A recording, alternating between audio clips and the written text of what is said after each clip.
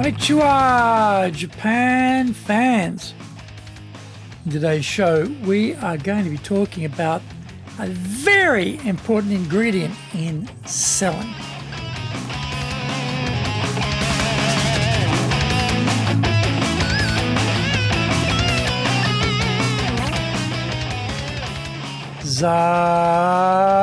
Eigo desu. それでは行きましょう. So, let's get going.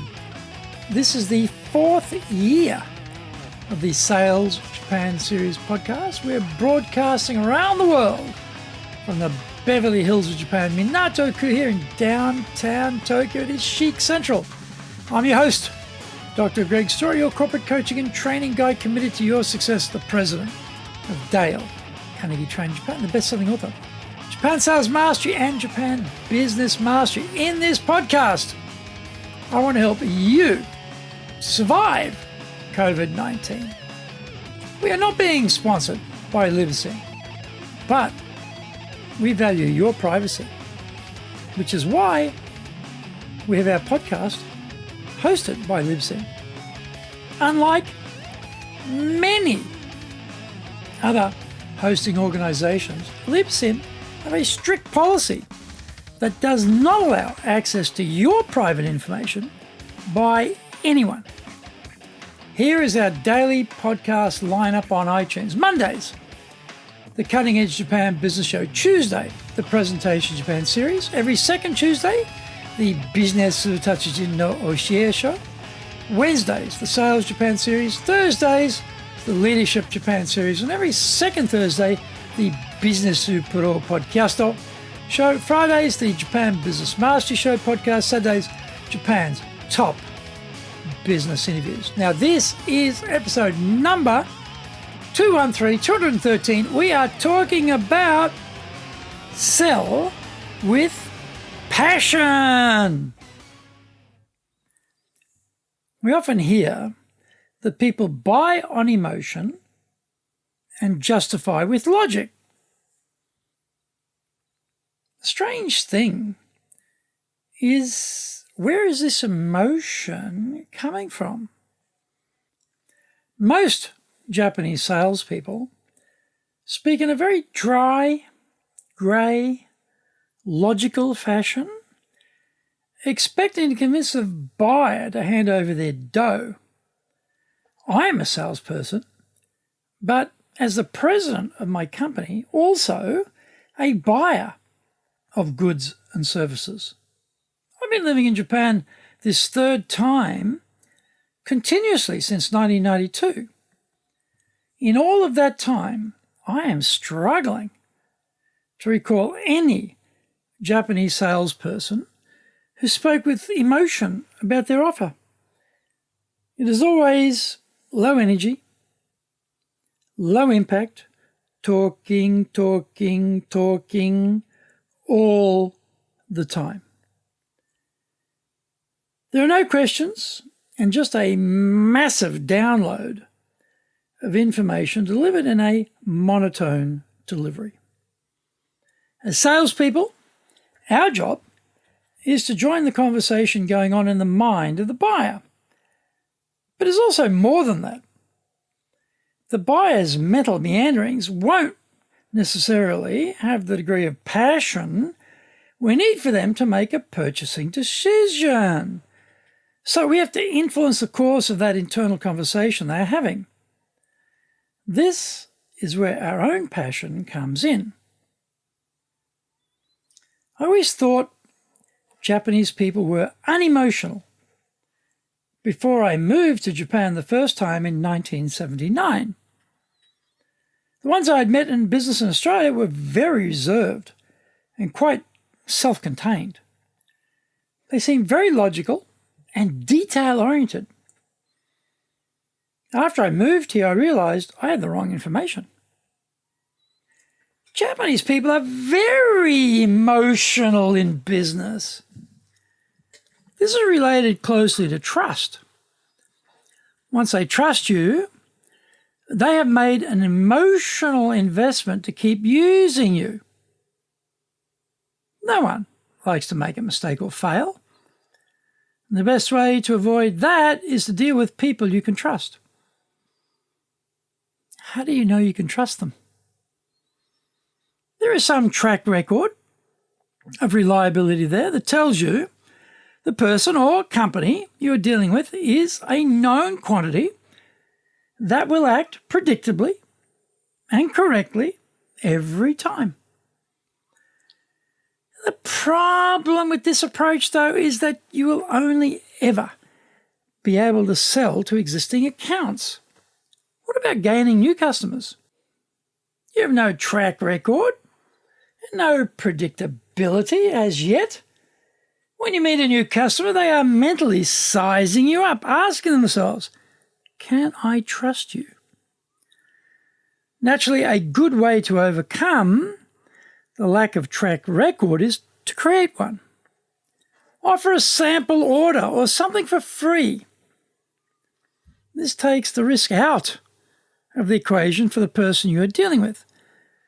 To get involved with a new supplier means they have to sell the idea to their boss, who has to sell it to their boss on up the line.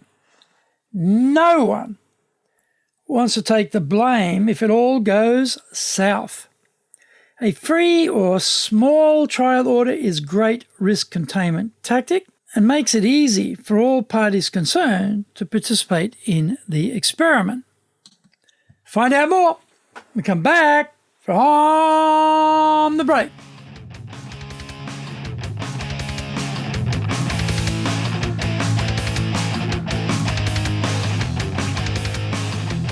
Our show today is brought to you by our public courses, but we also do custom in-house programs. We do these in our Super Safe Classroom. We do them live online.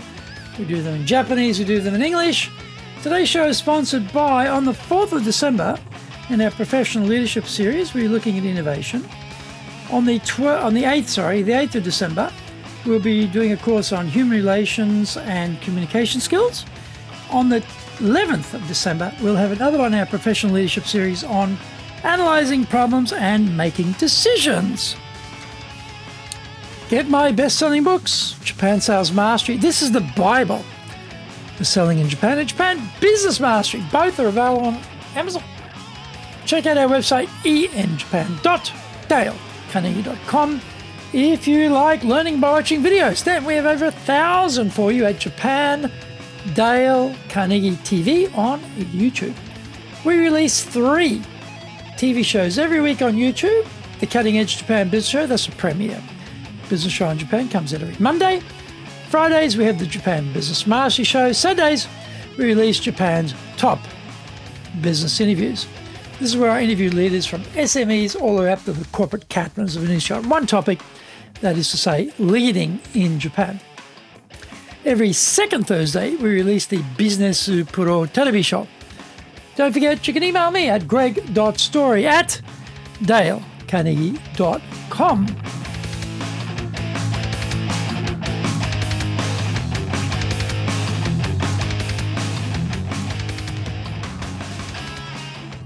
Welcome back.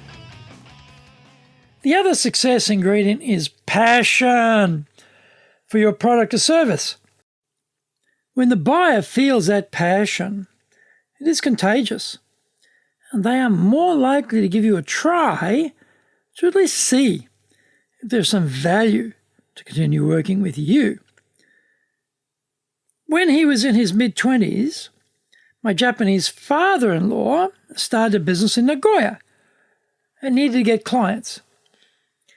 He targeted a particular company, and every morning he would stand in front of the president's house and bow as he was leaving by car for the office. After 2 weeks of this, the president sent one of his people to talk to him to see why he was there every day bowing when the president left for work. When he heard that my father-in-law wanted to supply his company with curtain products, he told him to see one of his subordinates in his office to discuss it. That company eventually became a huge buyer and established my father-in-law's business. Was that a logical decision? Just because some unknown character is hanging around your house every day like a stalker? No, it was an emotional decision.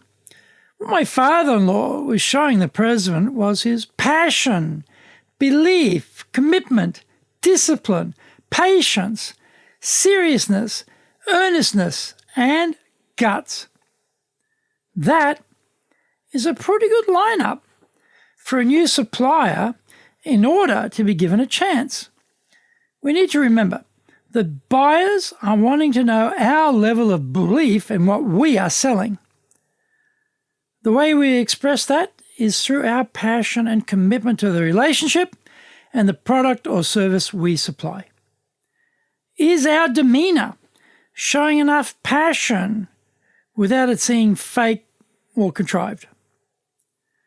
Do we have enough faith in what we are selling that it naturally pours out of the pores of our skin?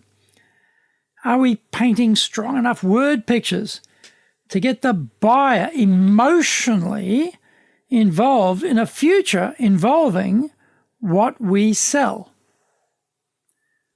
Audit your own levels of passion when you are in front of the buyer. Do you sound sold on your own offer? Do you sound committed to go the extra mile? Do you sound confident and assured, showing no hesitation? Are you honest about what is possible and what is not possible? Always understand that buyers, whether for themselves or for the company, buy on emotion and justify it with logic.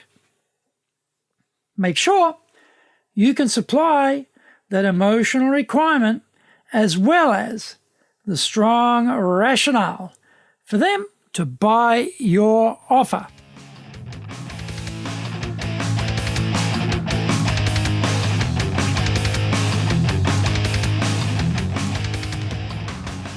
Thank you for joining the Sales Japan series. If you found the program useful, please work on your karma and share this with your family, friends, and colleagues. Don't forget to subscribe and share this podcast. Immediately apply what you've learned today.